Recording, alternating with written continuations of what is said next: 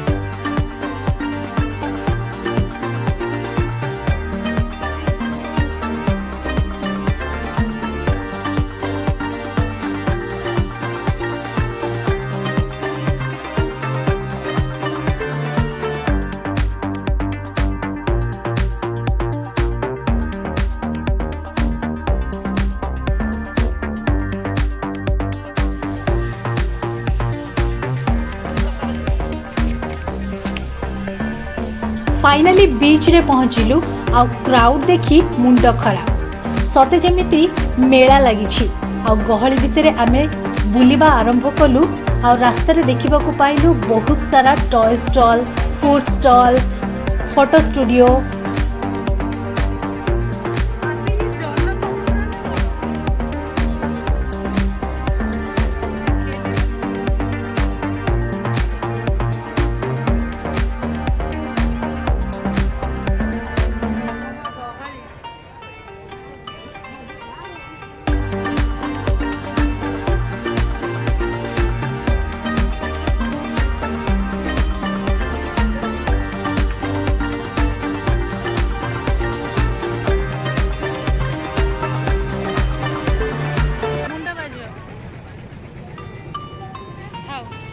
समुद्र कूल पाखे देखा पाइलु एमिति किछि रेयर थिंग। मु तो केबे देखि नथिली। एते छोट पिला को स्टंट करिबार बहुत भल लागिला। बीच रे किछि समय टाइम स्पेंड करिबा परे कॉफी टिके पीलु आ बाहरिलु होटल को जिबा पाई।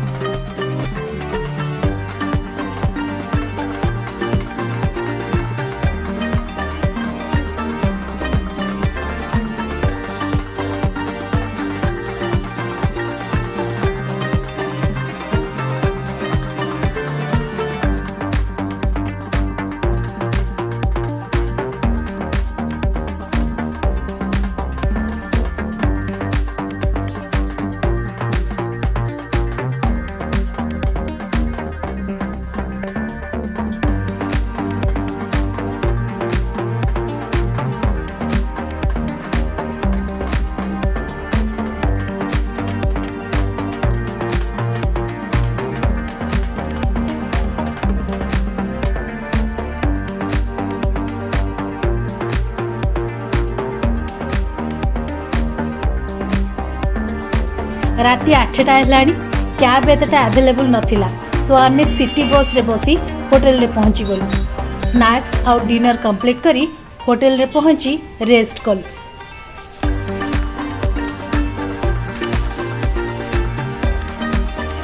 Next morning tea breakfast finish करी कपालेश्वर टेम्पल बुलिबा पई बाहरिलु। आम होटेल रु अप्रोक्स 8 किलोमीटर थिला एही मंदिर। टेम्पल टी देखिबा को अति सुंदर थिला। भोग देरी आमे भीतर को गलु। पोंगल टाइम थिला तो सेठारे फेस्टिवल चलीथिला। एम्बियंस एते सुंदर थिला जे पाखापाखी 2 घंटा आमे सेठारे रहिलु। लाइन रे वेट करिबा परे प्रभु कपालेश्वर महादेव को दर्शन कलु और मां पार्वती मध्य। देन स्टार्ट हैला शॉपिंग टाइम।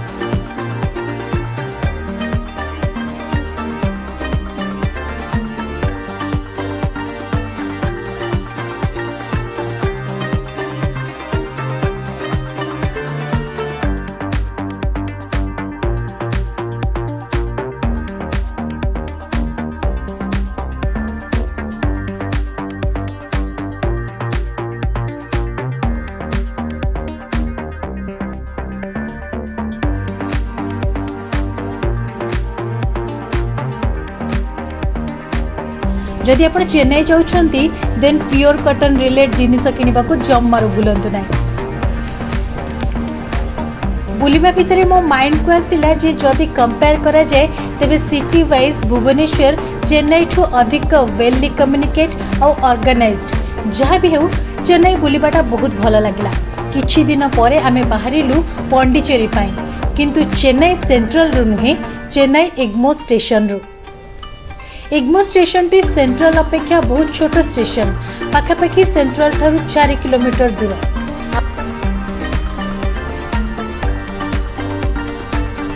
अब पौंडीचेरी पाई ट्रेन गड़िबा आरंभ हैला गोटे टेस्टी टी सह।